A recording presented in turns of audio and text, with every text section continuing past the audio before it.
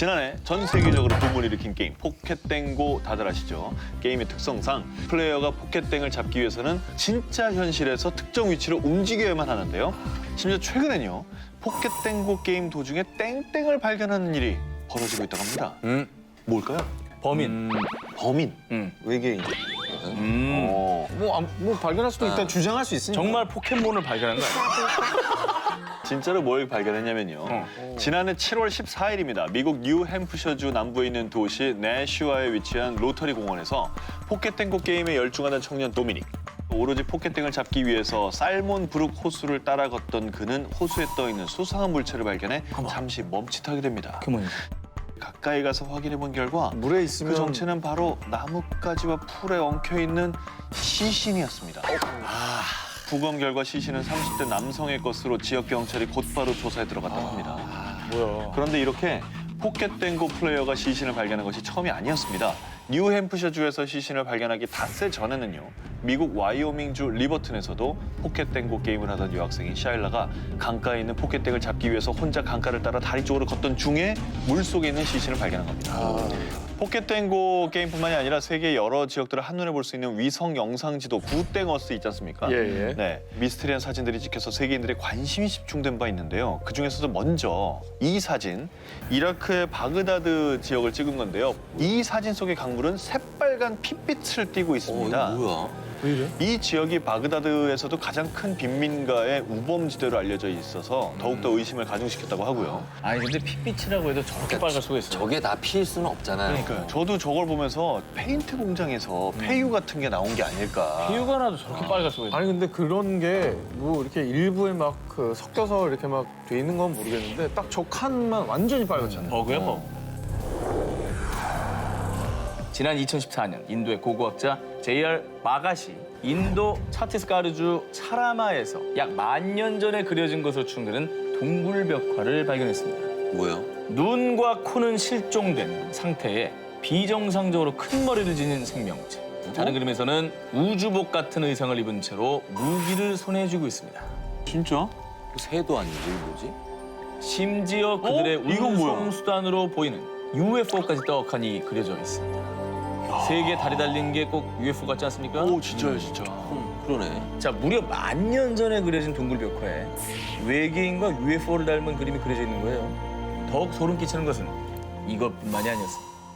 또 있네. 이건 또 뭐예요? 이탈리아 발카모니카의 벽화에는 마치 우주복을 입은 듯한 2명의 생명체가, 미국의 유타주의 세고 캐논에는 머리 위에 안테나가 솟은 기이한 형체가, 그리고 호주 킴벌리에는 오. 큰 눈과 머리를 소유한 여러 명의 생명체가 새겨져 있다는 사실.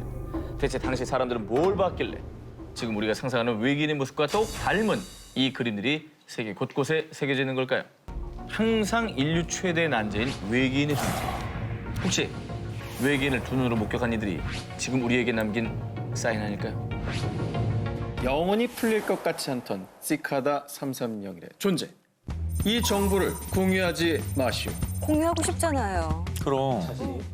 자신이 첫 번째 공개된 암호를 푼 최종 우승자라고 주장하는 마르쿠스 워너가 2015년도에 한 잡지 인터뷰를 통해 비밀 달체인 시카다 330에 대해 밝힌 거죠. 암호화된 사이트에서 첫 암호를 푼 20명의 승자들 만났어요. 그리고 3301 대표자들도 몇 명 만나기도 했고요. 그의 인터뷰에 따르면요. 그는 2012년 15살에 첫 번째 암호를 모두 풀었고 그 뒤에 익명의 계정으로부터 아이디와 비밀번호가 담긴 한 이메일을 받았다고 하는데요. 그 아이디로 암호화된 사이트의 채팅방에 접속해 3301의 관리자를 만날 수 있었다고 합니다. 그리고 그들이 한 말은 3301은 정보와 익명성의 자유를 함께 나눌 동지를 선발하고 그들과 감시 방지 소프트웨어를 개발하려고 합니다. 우리는 거대해질 겁니다. 하지만 이 소수의 문제 통과자들은 시카다 3301과 뜻이 맞지 않았고요. 결국 그들은 과해되어서 암호화된 사이트마저 사라졌다고 합니다.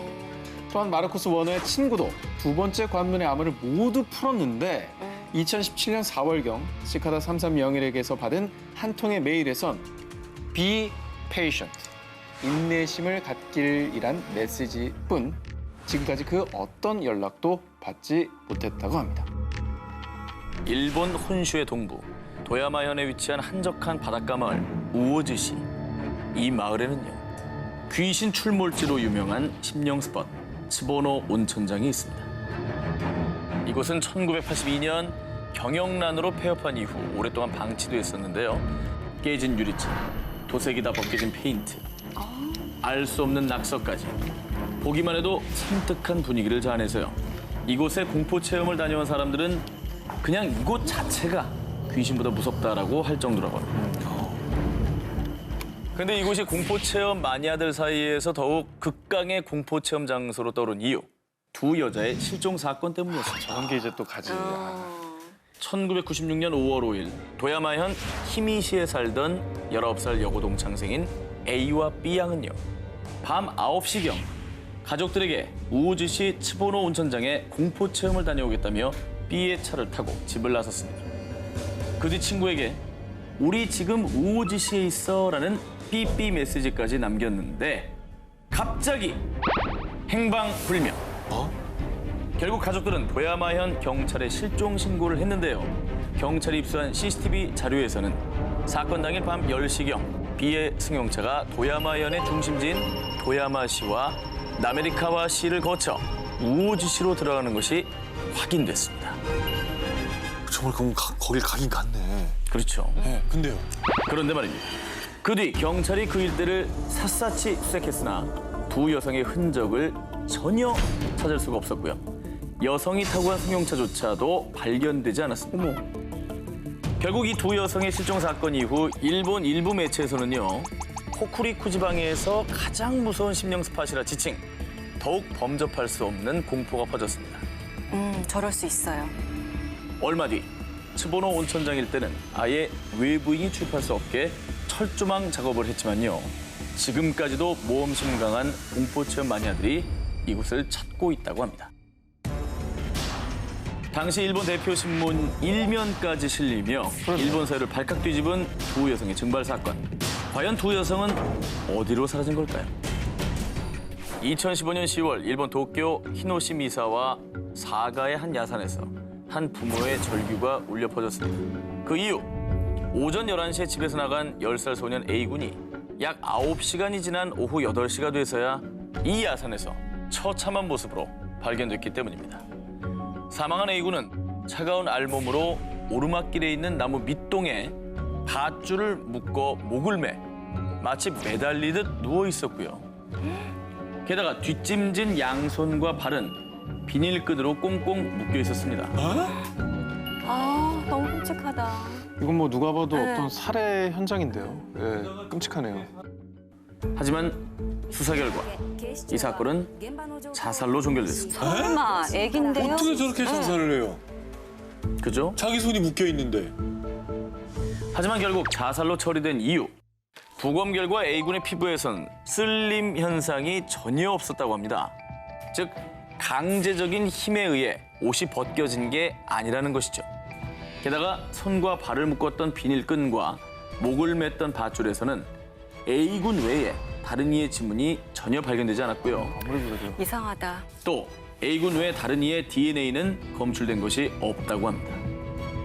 너무 이상하잖아요. 자살이라면 항상 모든 사건은 동기가 필요한데 왜 그런 선택을 했을까? 10살짜리 꼬마애가. 자살로 종결된 뒤에 이제 경찰은 왕따 가능성을 제기해봤습니다. 하지만 A군이 다니던 학교 측에 따르면 A군은 이지매를 당하지 않았고 정신적으로 불안한 상태도 아니었다. 아주 평범했다라고 전했다고 합니다. 한편 일본 전역에 A군의 미스테리한 죽음이 알려지면서 일각에선 일본 경찰이 뭔가 숨기고 있는 거 아니냐라며 무수한 의혹이 제기되기도 했다고 합니다. A군이 사망한 지 연 3년. 그 산에서는 무슨 일이 있었던 걸까요? 인형이 움직였어. 다 이 인형 때문이야. 당장 치워줘! 흰 드레스 차림의 어여쁜 이 인형. 어딘지 모르게 묘한 눈빛이 느껴지지 않으신가요? 실제로 이 인형을 소유한 주인들에겐 어김없이 불길한 일들이 생겼다는데요. 2017년 8월 영국 노퍽주에 위치한 킹슬린 지역. 50세 여성 데비 메릭은 중고 시장에서 우연히 이 인형을 발견했는데요. 묘한 끌림에 느껴 5파운드의 인형을 구매합니다.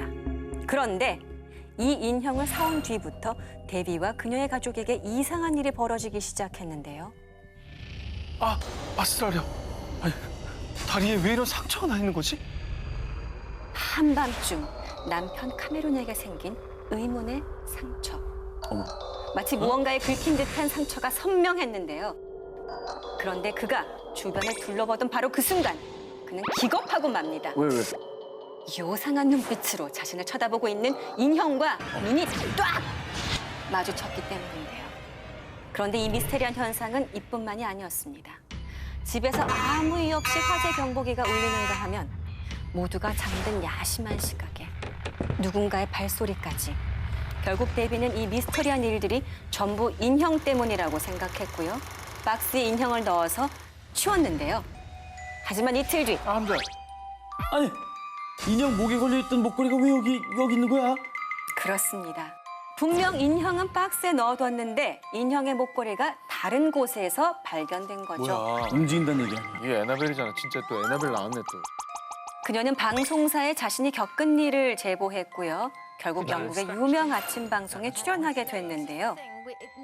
자, 의자 위에 있던 인형이 오이! 방송 도중에 에이! 의자와 함께 움직이기 시작한 겁니다. 에이! 결국 데비는 인형을 이 경매 사이트에 내놨고요. 영국의 심령 연구가 리 스티어가 낙찰받았는데요. 자, 그런데 여기서 미스터리한 일이 끝났느냐? 심령 연구가 리 스티어가 인형을 집에 들인 뒤 그와 함께 살던 아버지의 팔에도 알 수 없는 흉터가 생겼고요. 이 데비의 가족들처럼 불길한 일들이 벌어지자 또다시 인형을 넘겼다고 합니다. 인형을 소유한 주인들에게 생긴 의문의 상처와 불길한 현상들. 정말 이 인형에 악령이 깃들어 있는 걸까요? 저는 저런 일이 있을 수 있다고 생각해요. 뭔들 안 믿겠어. 없을 수 있다. 뭔들 안 있을 수 믿겠어. 없다고 생각하세요? 아니, 어렸을 적에 검은 폭포의 진실, 노란 바위의 그림 이런 거 못 들어보셨어요? 노란 바위의 그림은 뭐예요? 예. 검은 폭포의 진실부터 한번 풀어주시겠어요? 이렇게 사진 그림을 네. 이렇게 그런 그 벼룩시장 같은 데서 마음에 들어서 산 거예요. 그거를 산 다음부터 집안에 계속 안 좋은 일들만 생기는데 그 집에 아기가 특히 방에서 나오지도 않고 애가 정말 더 실족해지면서 막 다크가 내려오고 잠도 못 자고 영혼이 나간 눈빛이라는 거예요. 그래서 엄마가 왜 그럴까? 밤에 그 아이가 자는 데서 같이 봤더니 검은 폭포가 있었는데 낮에는 밤이 되니까 머리를 풀어헤친 오 여자가 마이 갓! 고개를 쓱쓱 드는 거죠, 이렇게. 이게 뭐야? 영국 맨체스터에 사는 여성 라이니스 트렐파. 그녀는 집에서 우연히 몇 장의 사진을 발견하게 됐는데요. 그 사진은 전 남자친구 그리고 그의 가족들과 함께 도브스톤 저수지로 나들이 갔을 때 찍은 사진이었죠. 남자 팔꿈치, 남자 팔꿈치! 아! 아, 뭐야? 저게 뭐야? 저게 뭐야? 저 하얀 손 보이시나요? 저 여자분 라이니스의 손은 아니죠. 왜냐면 깍지 끼고 있잖아요. 깍지 끼고 있잖아. 심령 사진이라고 생각한 그녀는요. 이 손은 대체 뭘까요? 라며 자신의 SNS에 사진을 올렸는데요. 그녀에게 도착한 한 통의 메시지. 저 흰 손이 중앙에 모자 쓴 남자를 가리키고 있는 것 같은데요. 그녀가 문득 느낀 섬뜩한 기운.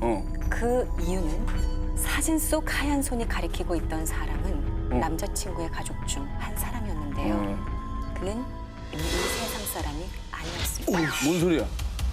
어머! 그래서 혹시나 그 하얀 손이 마치 그의 죽음을 암시한 게 아닐까 하는 생각에 라이니스는 큰 공포에 휩싸였고요. 어머머. 곧바로 도브스톤 저수지에 생긴 사고 내용을 찾아봤는데요. 그 결과 사진을 찍은 바로 그날 도브스톤 저수지에서 한 여성의 시신이 발견됐고요. 그들이 사진을 찍은 바로 그 장소였던 겁니다. 그러니까 영화 데스티네이션처럼 저 손이 죽을 사람을 예견을 한 거 아닙니까? 잡을 것 같이 그래요. 낚아채려고 하는 듯한 느낌이 들잖아요. 2013년 미국 애리조나주 투손 인근에 있는 한적한 사막을 산책 중이던 제라딘 베가스와 남편. 그런데 이때 어머, 여보 이거 좀 봐요. 너무 이쁘다. 아니, 근데 이게 뭐지? 한 웅덩이에서 반짝반짝 무언가 빛나고 있었습니다. 두 사람의 눈앞에 펼쳐진 것은 보라색 구슬. 에이? 수천 개, 수만 개 될 것 같지 않습니까? 누가 버리고 왔나? 자, 그래서 부부는 신기해서 보라색 구슬을 자세히 관찰했습니다. 일단 속이 훤히 비칠 만큼 투명했고요. 예쁘다. 말랑말랑한 촉감까지. 그런데 손가락으로 눌렀더니 톡 하고 터지면서 액체가 새어나왔습니다. 무슨 알 아니에요?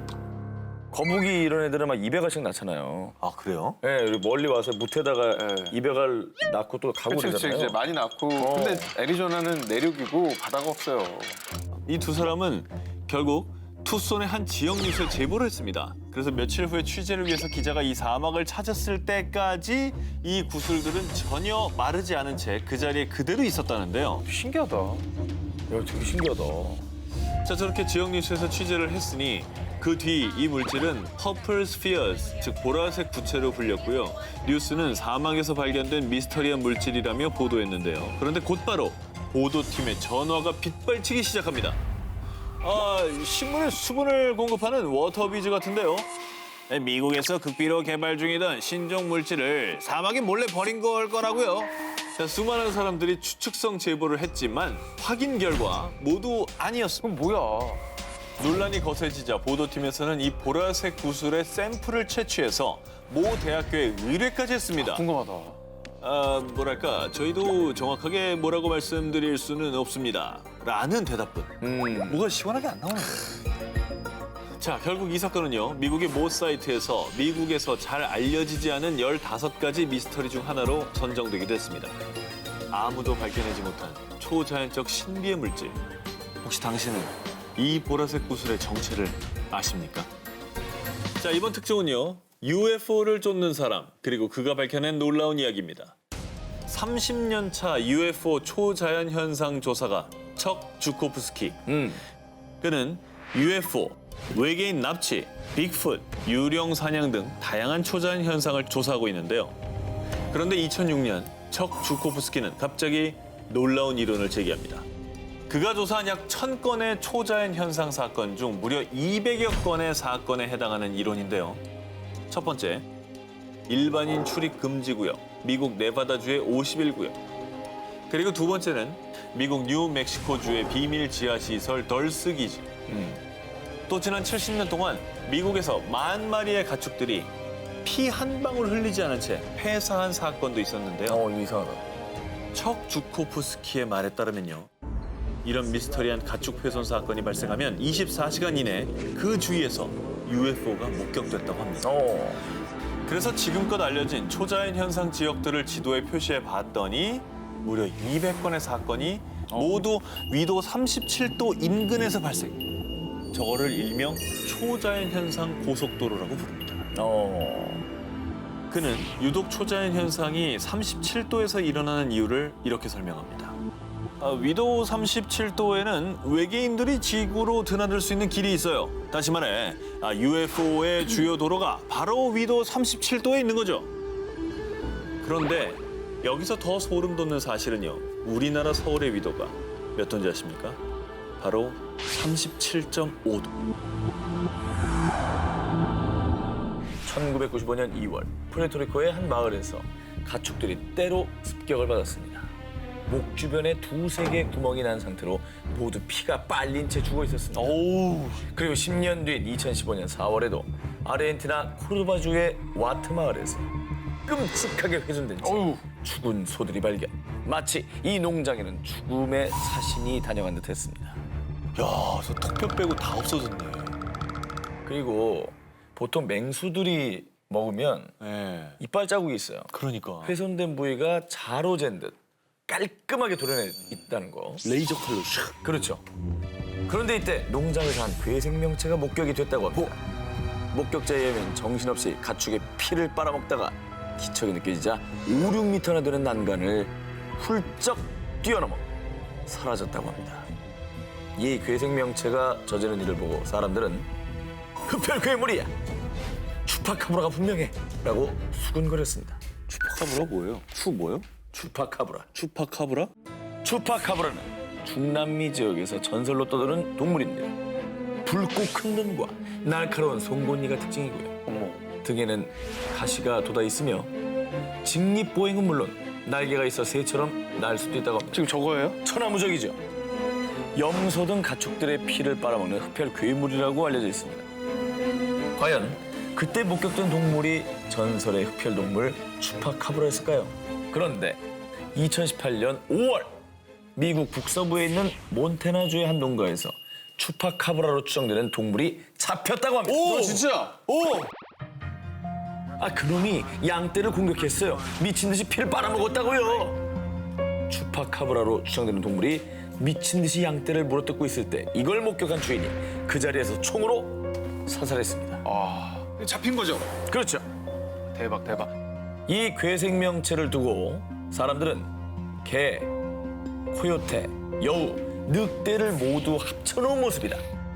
이미 멸종된 늑대 한 종류가 아닐까? 라며 여러 가지 추측을 내놨습니다. 그리고 이 괴생명체를 수거해간 어류 야생동물청에선 정확한 확인을 위해서 미국 서부에 있는 오리건주의 어류 야생생물청 연구실로 보냈습니다. 현재까지는 그 정체는 밝혀지지 않은 상태입니다.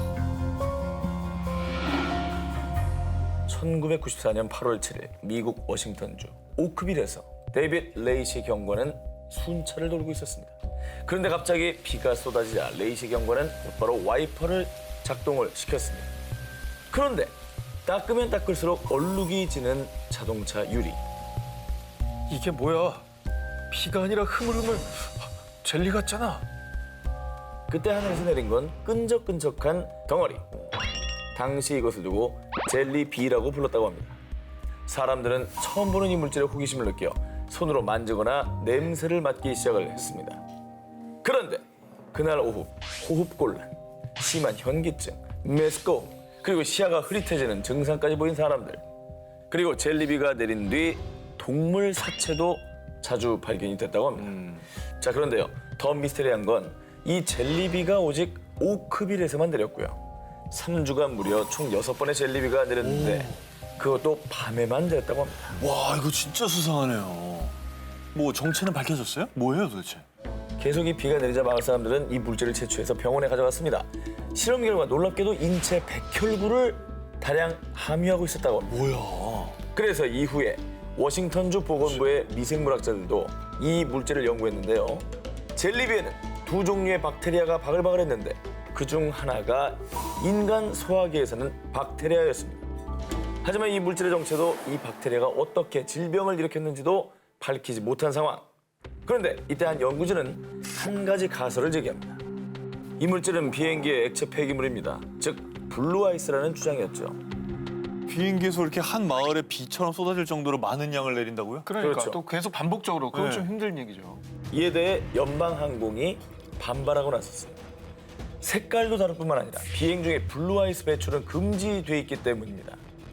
그런데 한편 젤리비가 내렸을 당시 오크빌 주민들은 We had a significant amount of military aircraft flying over the home prior to this happening.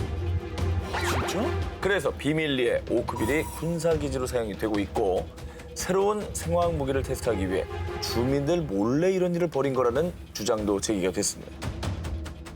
그건 너무 심한 사실이라면 주장인데. 너무 심한 얘기다. 그렇죠. 하지만 이것도 어디까지나 추측일 뿐. 정체불명의 젤리비는 그 이후 2번 다시는 내리지 않았다고 합니다. 지난해 나사에서 남극 대륙 북서쪽 웨드레 항공 촬영 중 아주 놀라운 것을 발견했습니다. 자, 보세요. 우와. 네모 반듯하죠? 너무 예쁘다. 저 정도면 무슨 레이저 칼 같은 걸로 자른 거 아니에요? 너무 얼음이 예쁘게 너무 잘랐는데? 직각으로 잘렸는데 이렇게? 극지방의 빙하 등을 통해 기후변화를 연구하는 나사 산하의 아이스 브리츠 팀이 발견한 건데요. 마치 칼로 썰어낸 듯 완벽한 직사각형 빙산의 너비는 약 1.6km에 달하는 것으로 추정이 됐습니다. 그 왜 빙산하면은 그 왜 우리가 잘 아는 그 타이타닉에 나온 딱 그 모습이 생각나잖아요. 그렇죠. 그렇습니다. 아이스브리지의 선임과학자 제레미 하백마저 지금까지 이렇게 두 모서리가 정확한 각도로 깎인 빙산은 처음 봅니다. 라고 말할 정도로 놀라움을 금치 못했습니다. 그런데 여러분이 알고 있는 빙산만 있는 게 아닙니다. 이건 판상 빙산입니다. 나사의 빙하과학자인 켈리 브런트는 이 미스터리한 직사각형 빙산을 두고요. 충분히 과학적으로 설명 가능하며 이런 빙산을 탁상형 빙산인 판상 빙산이라고 전했습니다. 그런데 그의 주장을 받아들이지 않고 재조사를 요구한 전 세계 누리꾼들. 왜냐? 나사가 뭔가를 숨기고 있다는 이유였죠.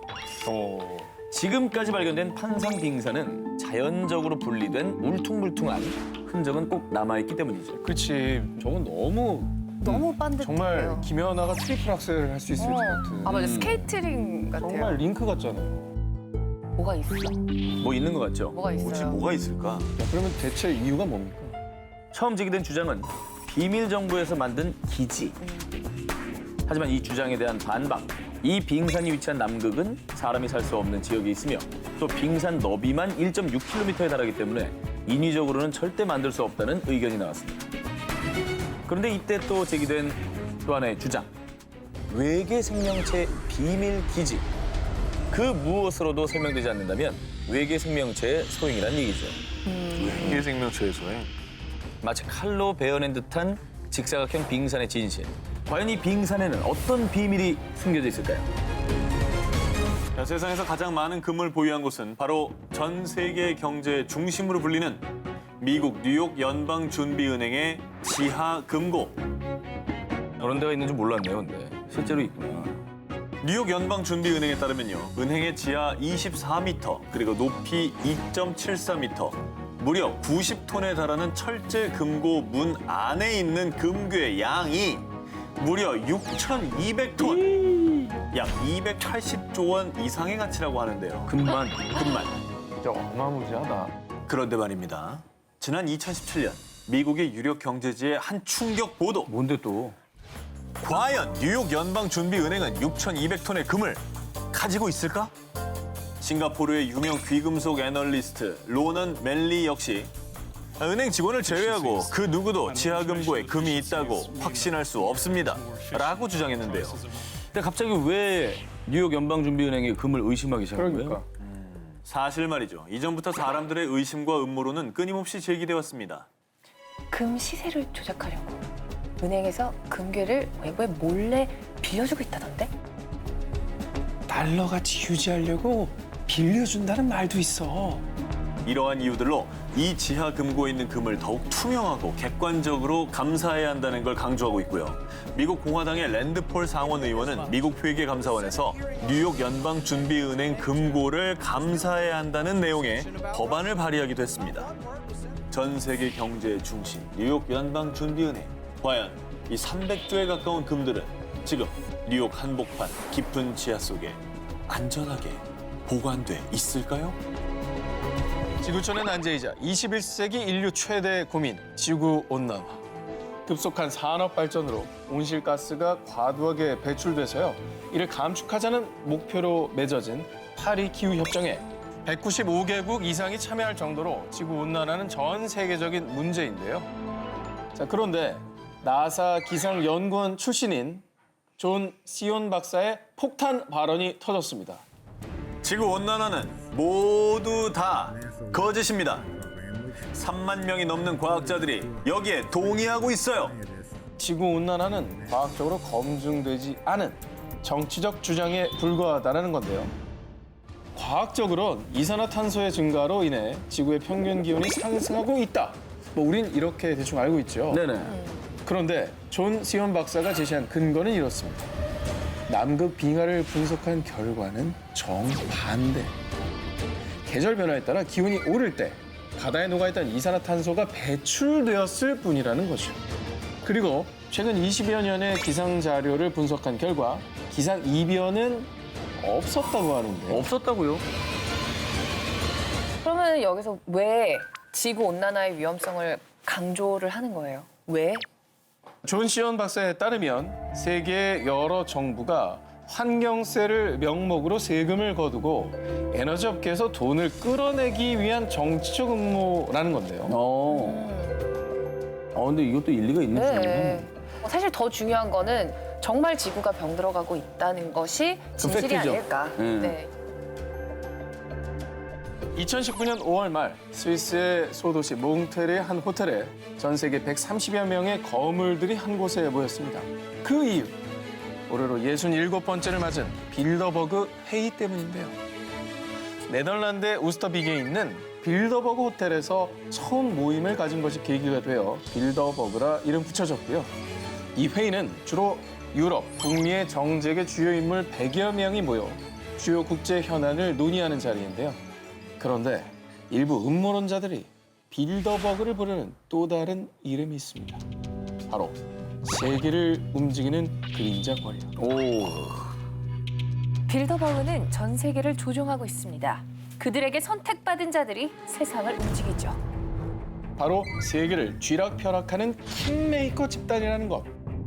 1991년 당시 미국 아칸소 주지사였던 빌 클린턴이 2년 뒤인 1993년에 대통령에 당선됐는데 가장 가까운 친구이자 당시 변호사였던 버넌 조던이 빌더버그의 운영위원회 위원으로 있습니다. 그의 영향력 덕분이었다고 하고요. 1993년 영국 토니 블레어 의원이 회의 참석 후 1994년 노동당 최연소 당수를 거쳐 총리가 된 점, 그리고 독일 메르켈 총리도 2005년에 회의에 초청된 뒤 같은 해 정권을 잡은 점, 이 모든 것들이 놀랍게도 전 세계를 움직이는 권력자들이 빌더버그 회의를 거쳤다는 사실이죠. 이 빌더버그 클럽의 수상한 베일은 더 있습니다. 빌더버그 회의는 그들만의 철저한 비밀주의 원칙이 있는데요. 경제, 기후 문제, 테러, 핵 문제 등 다양한 주제로 토론하지만 누가 어떤 발언을 했는지는 발설 금지. 약 10여 년 넘게 빌더버그를 추적했다는 스페인의 저널리스트 다니엘 에스툴린의 말에 따르면요. 매년 한적한 소도시의 호텔을 통째로 임대해서 비밀리에 회의가 진행되고 호텔 주변은 경호원들이 철옹성처럼 에워싸고 있는데 어찌나 철통보안인지 2014년 덴마크 코펜하겐의 모 호텔에서 열린 회담 기간엔 무려 3m짜리 이중 철조망이 쳐질 정도였다고. 한편 이런 논란들이 거세지자 빌더버거 측은 2000년대 초부터는 참석자 명단과 회의 안건을 홈페이지를 통해 공개하고 있는데요. 하지만 여전히 누가 어떤 발언을 했는지 정확한 회의 내용은 일체 공개하지 않고 있어 사람들의 추측과 의심은 점점 더 커지고 있습니다. 야, 이거 진짜 궁금하다. 그러네. 세계를 움직이는 엘리트들의 비밀 회의. 그 실체는 정말 우리는 모르는, 보이지 않는 세계 정부일까요? 2014년 11월 12일 과학계를 떠들썩하게 한 역사적인 기록이 세워졌습니다. 유럽 우주국 ESA가 발사한 해성 탐사선 로제타호의 탐사 로봇 필레가 인류 역사상 처음으로 무려 지구로부터 5억 1천만 킬로미터 떨어진 해성 67P 착륙에 성공한 것인데요. 그런데 말입니다. 사상 최초의 해성 착륙, 그 속엔 나사와 유럽 우주국이 외부에 절대 공개하지 않으려 한 비밀이 숨어 있다는데요. 필레가 착륙한 67P 해성은 진짜 해성이 아닙니다. 자작극? 주작? 이것도 뭐 달 착륙 조작 이거 비슷한 거예요?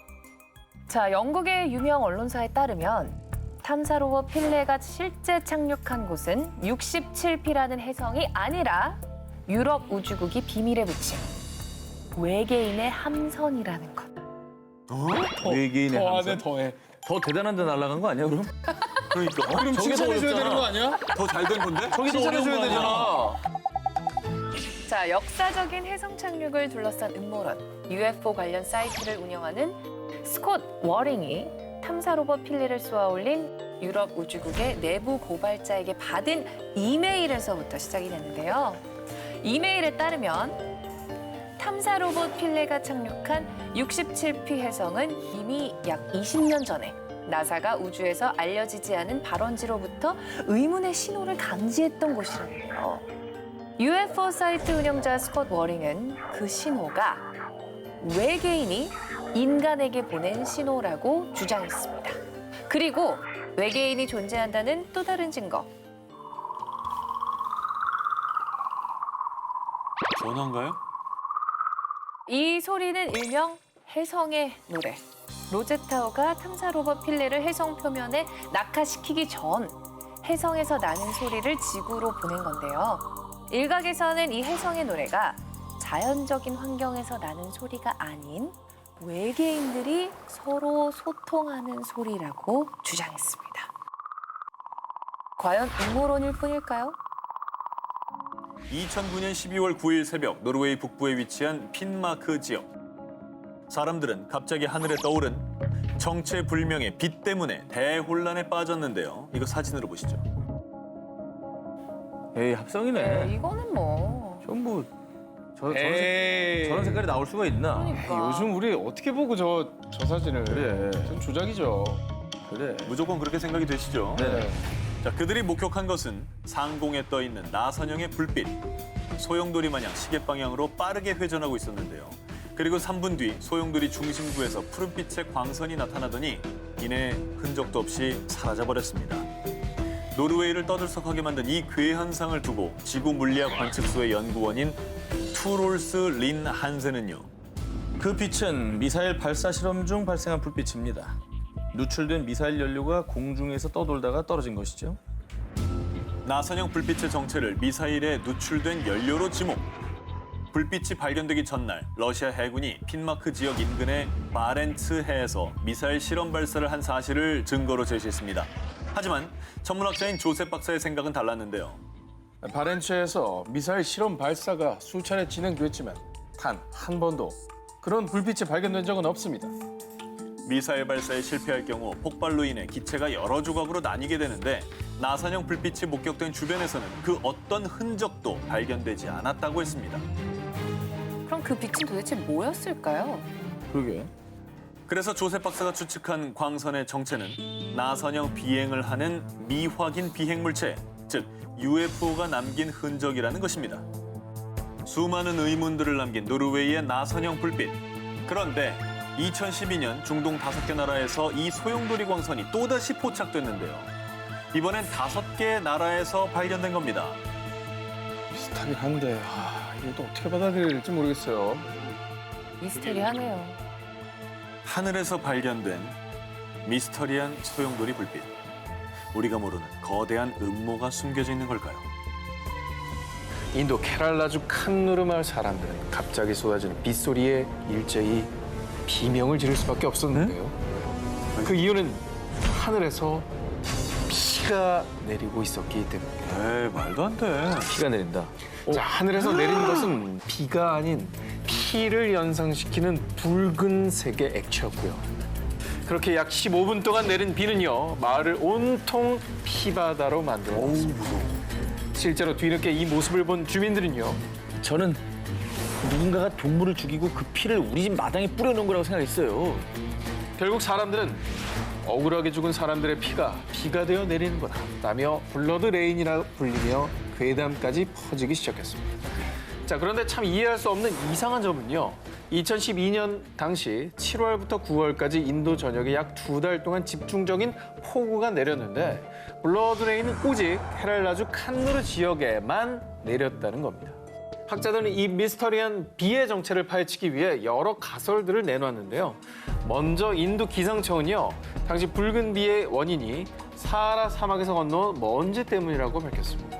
사하라 모래에는 붉은 빛의 산화철이 많이 포함돼 사막 먼지와 비가 섞여서 빨간 비가 내리게 됐다는 주장인데요. 하지만 인도 열대식물연구원 측에서는요, 인도의 붉은 비에선 산화철 성분이 전혀 검출되지 않았다고 반박을 했습니다. 그 뒤 더 미스터리한 일은 인도의 코친 과학기술대학교 출신 물리학자 고드프리 루이스의 주장인데요. 이 붉은 비의 원인은 바로 새로운 생명체 때문이라는 주장을 한 겁니다. 와, 이건 더 무서워. 자, 인도의 붉은 비를 검사한 결과 끊임없이 번식하는 의문의 생명체가 발견됐다고 밝혔는데요. 어머. 자, 아직 연구 중이기 때문에 정확히 밝힐 수는 없지만 황사를 뿌려도 죽지 않고 무려 315도씨에도 살아남는 강인한 생명력을 가지고 있다는데요. 자, 쉽게 말하면 지구상의 물질이 아닌 외계 물질이라는 주장입니다.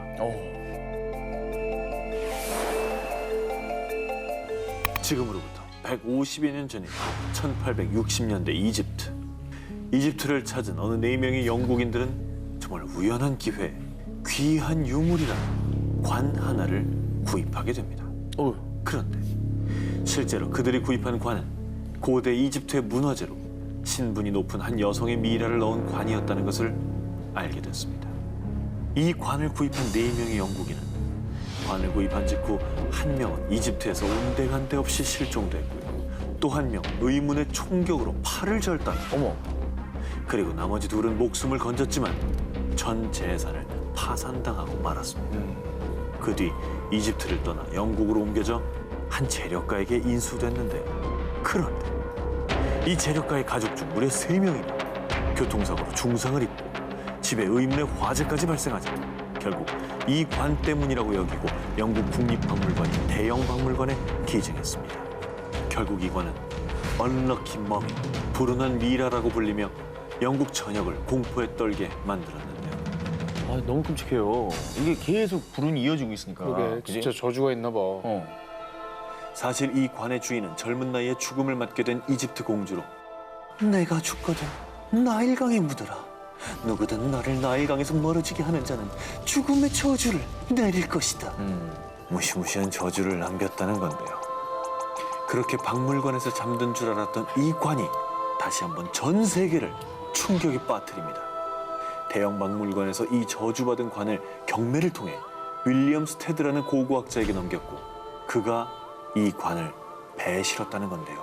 그 배가 바로 타이타닉호라는 거죠. 아, 진짜? 그 침몰이 저 저주 때문이라는 그런 얘기인 거예요, 그러면? 그러네.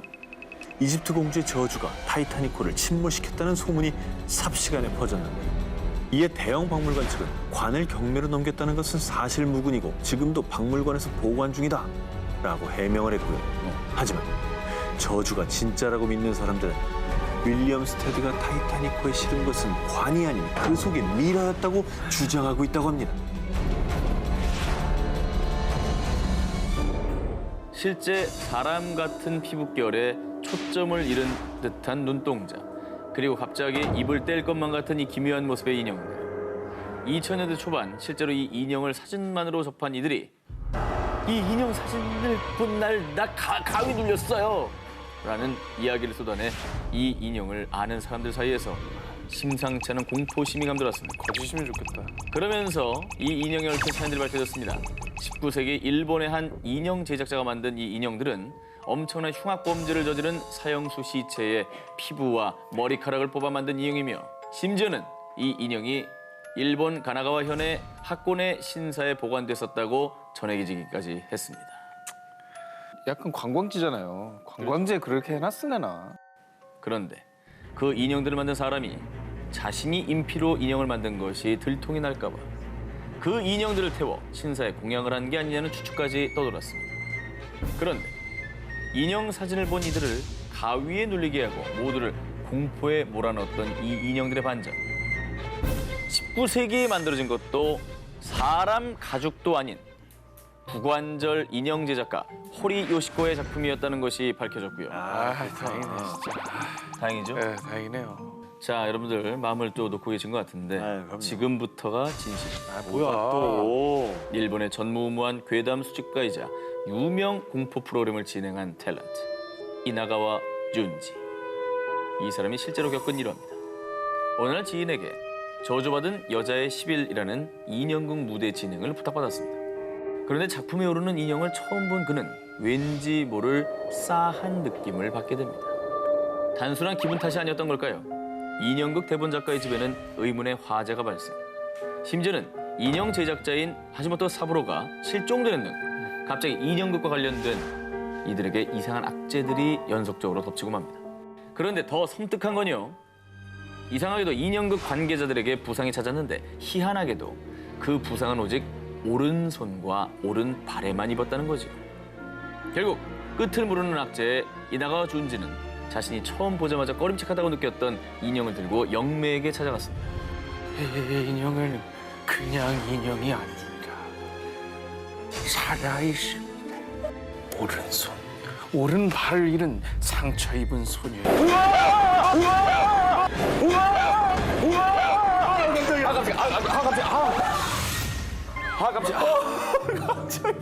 일부러 그런 거야? 나 진짜 놀랐어. 아, 왜 이렇게 자꾸 떨어져, 뭐가?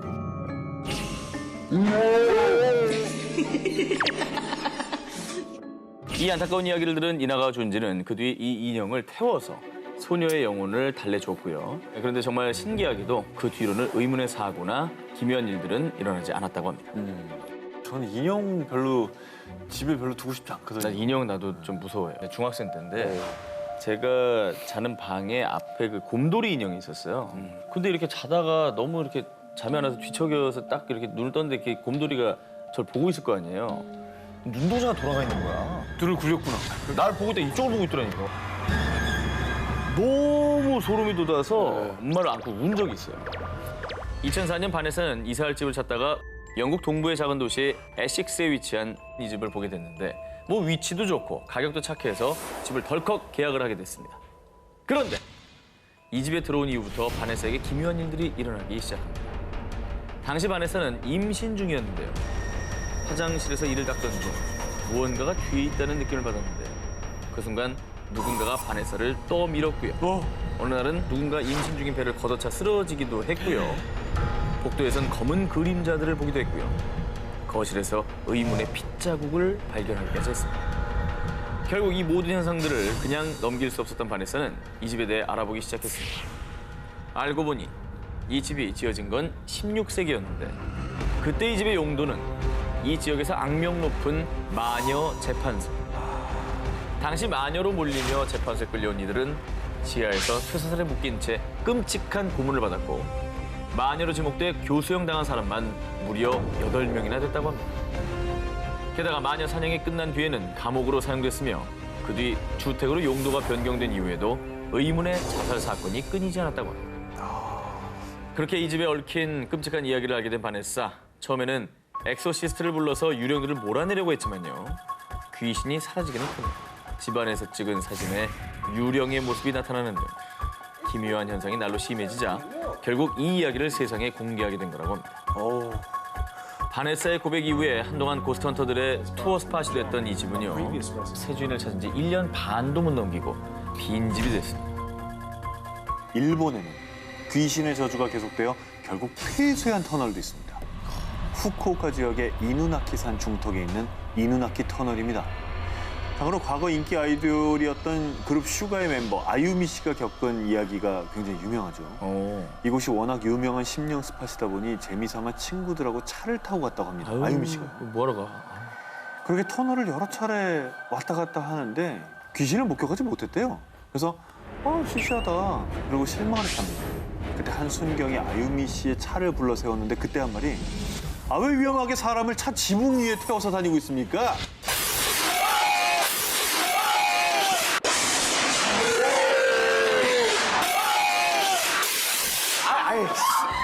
닭살 돋았어, 진짜. 진짜 타지 마 좀.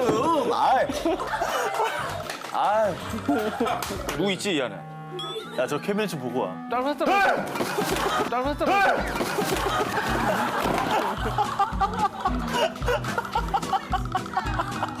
그리고 그 밖에도요. 이 터널에서 귀신을 봤다는 사람들의 증언에 공통점이 있었는데 한복을 입은 귀신들이었어요. 그리고 한국말을 하면서 뭐라고 얘기했는데? 전해지는 말에 따르면 2차 세계대전 당시 이 터널을 뚫기 위해 수많은 한국인들이 강제징용되어 무참히 혹사당하고 사망까지 한 분들도 계셨다고 합니다. 그래서 그 혼령들이 원한에 사무쳐 이곳을 떠나지 못한다는 것이라고 하고요. 또 터널 자체가 워낙 후미진 곳이라 더 흉흉한 것으로 여겨졌는데 그 대표적인 게 이누나키 터널 폭행 사건이죠. 1988년 이 터널을 지나던 20살 우메야마 군은 신호대기를 잠시 정차했는데 그때 불량 청소년들이 이 차를 잡아타고 우메야마 코이치를 집단 폭행한 뒤에 살해한 사건입니다. 결국 일본 정부는 1994년 신이누나키 터널을 개통시키면서 대신 구 터널 입구는 아예 콘크리트 덩어리로 막아두었답니다. 그런데 이누나키의 저주가 옮겨간 것일까요? 새로 개통한 신이누나키 터널에서도 밤늦게 차를 얻어 타려는 불명의 여자가 나타났다 사라진다는 증언이 속출하고 있다고 합니다. 2015년 8월 25일 이 온두라스의 지역 뉴스에 충격적인 영상이 보도됐습니다. 뭘 부시고 있는데요? 뭘 꺼내 부수고 있죠? 두고 있죠? 뭐야, 관인가? 이 무덤의 주인은 네이시 페레즈라는 여성입니다. 하지만 안타깝게도 결혼식을 치르기 며칠 전 갑자기 정신을 잃고 쓰러지고 말았습니다. 그 즉시 네이시는 병원으로 옮겨졌지만 안타깝게도 사망 선고를 받게 됩니다. 자, 그런데 장례식이 끝나고도 네이시의 곁을 떠나지 못하고 공동묘지를 밤새 헤매는 사람이 있었습니다. 바로 네이시의 남자친구였는데요. 에휴. 어느 순간부터 문득 남자친구의 귓가에 이상한 소리가 들리기 시작했습니다. 바로 무언가를 두드리는 소리였죠. 홀린 듯이 네이시의 묘지로 다가간 남자친구. 어느 순간 희미한 비명까지 듣는데요.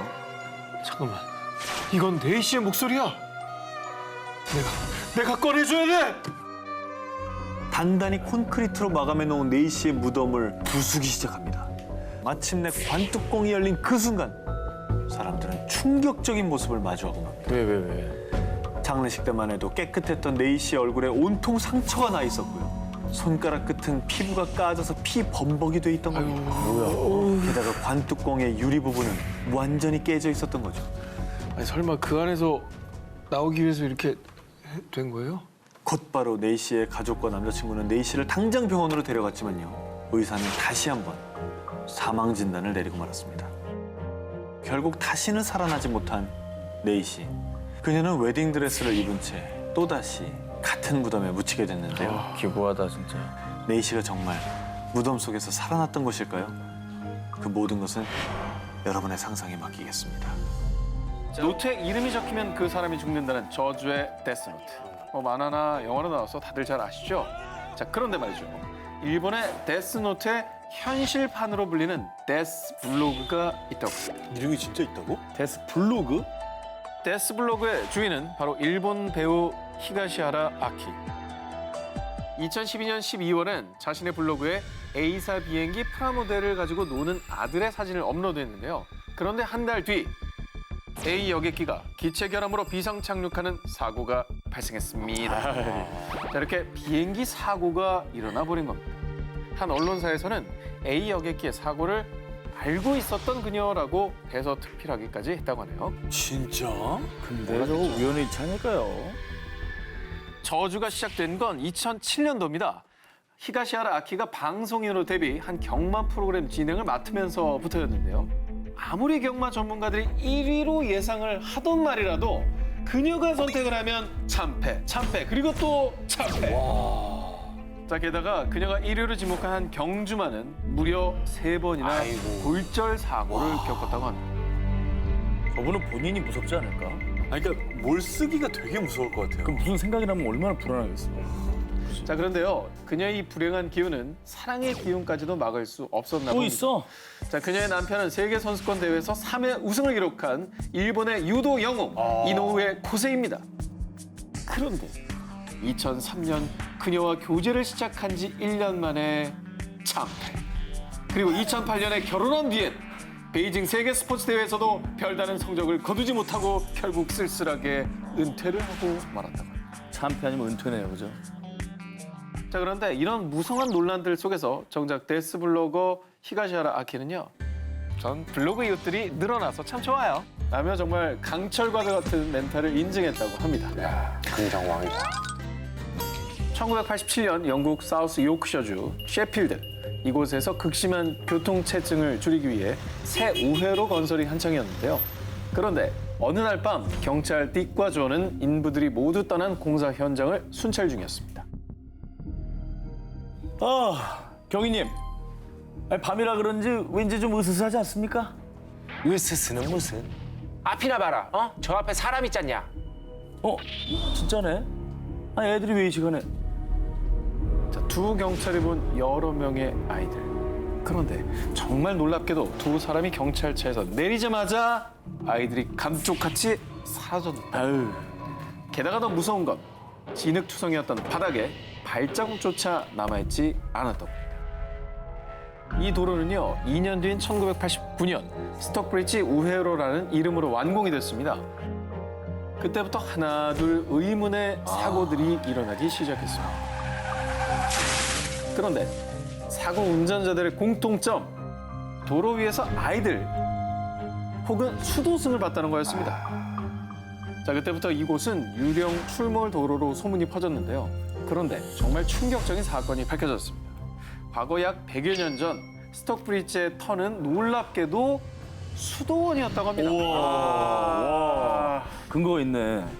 게다가 한 지형 전문가의 말에 따르면 1800년경 스톡브리지 우회로 근처에 탄광이 있었는데 어린아이들이 이곳에서 일하다 광산 사고로 꼼짝없이 생매장되는 일까지 있었다고 합니다. 근거가 있는 얘기 듣네. 한 맺힌 영혼들이 이제 그죠? 그 현실계를 아직까지도 떠도는 뭐 그런 거잖아요. 아이들 수도승 다 연관되는 얘기. 그런데 더 소름 돋는 게 너튜버인 한 유령 사냥꾼이 실제로 이곳에서 유령을 만났다면서 증거 영상을 올렸습니다. 게라웃이라고 그랬는데. 나가라. 대화를 시도하려고 할 때 왼쪽 어깨 못 지나갔다. 뭐야 진짜. 못 지나갔네. 현재는 영국에서 귀신이 가장 많이 출몰하는 곳으로 불리게 된 스톡브리지 우회로. 이곳에서 일어나는 사고는 정말 억울하게 죽은 원원들의 저주 때문일까요? 자, 이번 기사는요. 제가 사진을 먼저 준비했습니다. 보시죠. 어머, 저 뼈가 너무 크다 근데. 올리버요? 그렇죠. 저 해골은 거의 사람 몸보다 크잖아요. 머리 하나가. 자, 바로 인터넷에 떠돌고 있는 거인의 유골 사진인데요. 아니 근데 너무 요즘에 인터넷 기술도 발달이 돼가지고 저거 다 사진 조작 일 것이다. 난 조작일 것 같아요. 자, 지금 제가 보여드린 사진들은 진짜가 아니라 또 가짜. 뭐야? 바로 진위 여부가 정확하게 밝혀지지 않은 사진들이 있는 건데요. 그래서 제가 지금부터 거인의 존재를 둘러싼 미스터리들을 하나씩 파헤쳐 드리겠습니다. 1912년 5월 4일에 발행된 뉴욕 타임땡 보도에 따르면요. 미국 위스콘신주 남서부에 위치한 레이크 런 농장 근처에서 필립스 형제가 18개의 거대한 유골을 발견했는데요. 발견된 유골의 두개골이 당시 미국인들의 두개골보다 훨씬 컸으며 현재까지는 알려지지 않은 인종이란 내용이었습니다. 그런데 사실 제가 궁금한 건 이 뉴욕타임즈 기사가 진짜인지 아니면 가짜인지 아니면 오래된 거라서 진위 여부는 또 역시 논란이 되고 있다고 합니다. 자, 그리고 미국뿐이 아닙니다. 2012년 스위스 바젤에 살고 있는 그레고르 스포일이라는 사진작가가 무려 약 38cm나 되는 손가락 사진을 공개했는데요. 저게? 끝에 손톱 봐요. 어우 저게 어떻게 손가락이야. 징그러워. 자, 이 손가락은 1960년대 이집트 고분을 두고 라던 한 노인에 의해 발견됐다고 하는데요. 이때 노인이 손가락을 찍은 엑스레이 사진까지 보여주며 진짜 사람 손가락임을 확인시켜줬다고 합니다. 사진 속 손가락이 정말 사람의 손가락이라면 유추된 키가 무려 5m는 될 거라고 합니다. 정말 놀라운 크기인데요. 마지막으로 아프리카의 스와질란드 국경 근처의 한 마을에서 정말 미스터리한 흔적 하나가 발견됐는데요. 저거 봐, 밟아. 응? 저게 발바닥이라고요? 엄지발가락이죠. 그러네. 찍힌 저거 있죠? 크기는 무려 120cm, 웬만한 초등학생 키 정도 크기인데요. 알려진 바에 따르면 발자국이 찍힌 화강암의 측정 연대가 무려 2억에서 3억 년 전이라고 합니다. 예. 참고로 이러한 증거를 보고도 거인의 존재를 믿지 않는 사람들은요. 거인의 유골이라고 발견된 것들은 실제는 말단 비대증, 즉 성장 호르몬이 과잉 분비되면서 신체 말단의 뼈가 과도하게 증식한 환자들의 유골이라고 주장을 하는데요. 과연 이렇게 세계 곳곳에서 발견되는 거인의 흔적들, 오스트레일리아 브리스번에서 메이크업 아티스트로 활동 중인 조지나 콘돈. 어린 시절부터 탈라세미아라는 희귀병을 앓고 있었는데요. 참고로 이 희귀병은 잦은 빈혈 때문에 주기적으로 피를 수혈해줘야 하는 질병입니다. 하지만 조지나가 수혈 대신에 선택한 것은 바로 피를 먹는 것이었습니다. 자신의 몸에 생긴 상처의 딱지를 일부러 떼내서 흐르는 피를 그 피를 빨아먹었다는데요. 게다가 조지나는 햇빛을 많이 쐬면 피부에 염증이 생기는 피부염도 앓고 있어서요.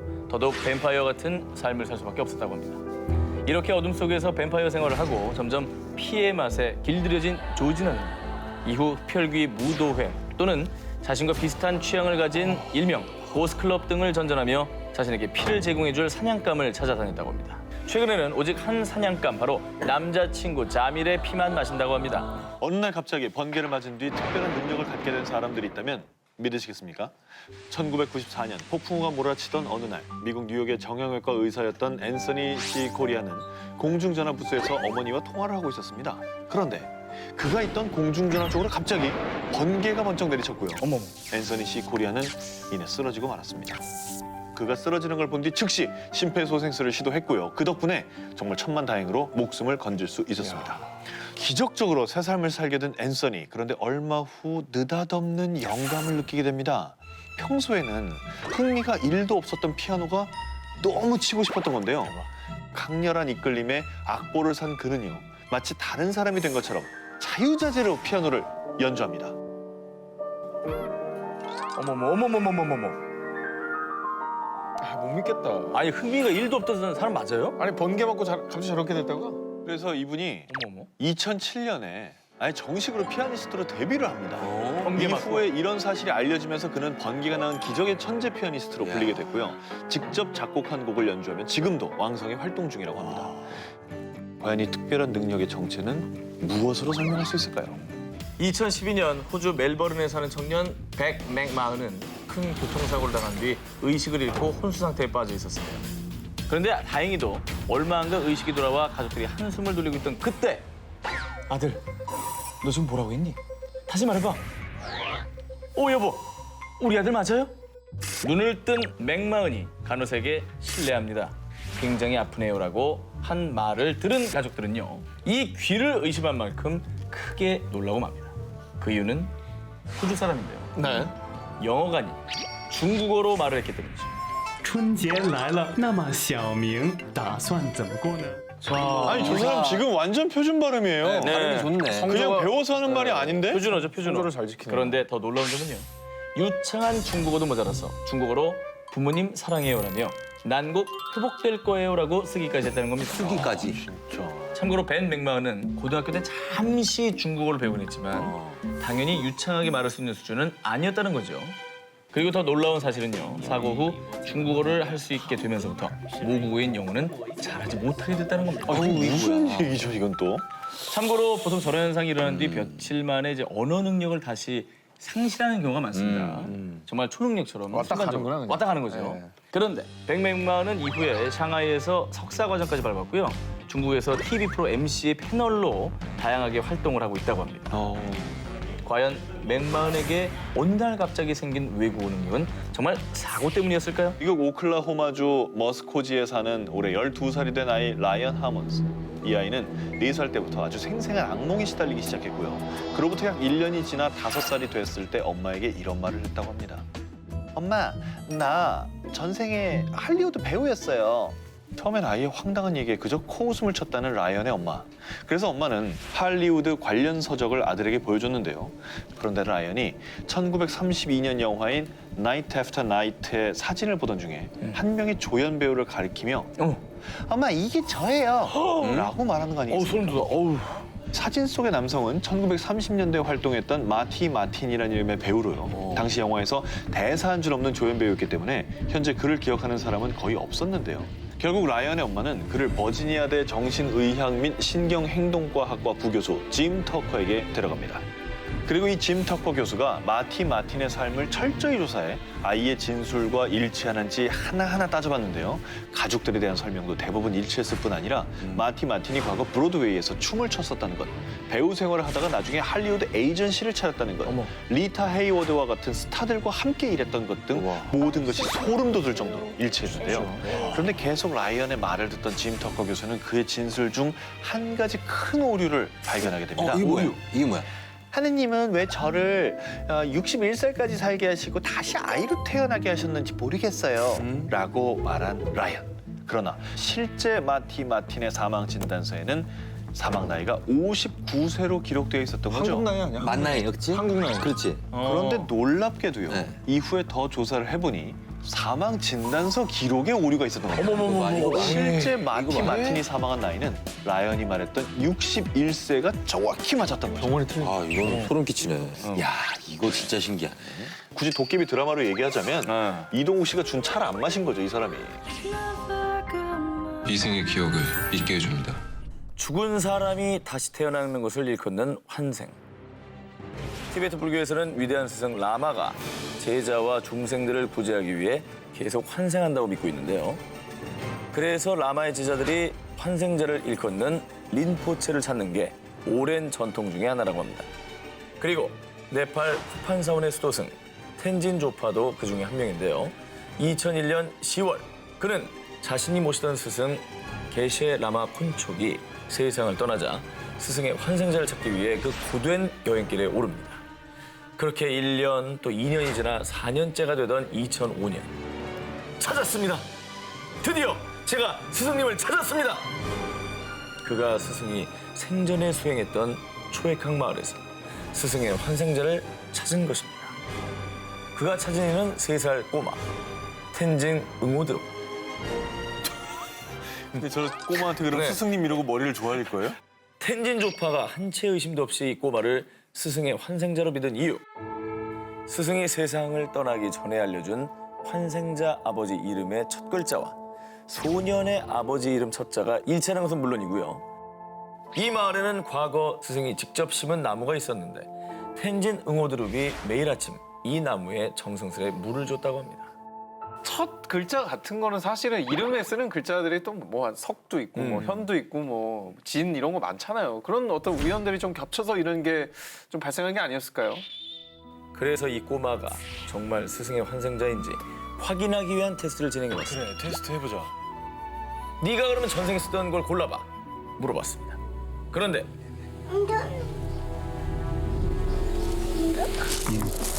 염주며 종이며 북이며 모두 알아맞혔다고 합니다. 결국 이 테스트를 모두 통과한 텐진 응오드룹은 달라이 라마에게 환생자로 공인을 받게 됐습니다. 그리고 이후에 사원에서 교육을 받으며 생활하게 됐다고 합니다. 전생을 기억하는 소년들, 그리고 환생. 과연 정말로 환생은 이 현세에 존재하는 걸까요?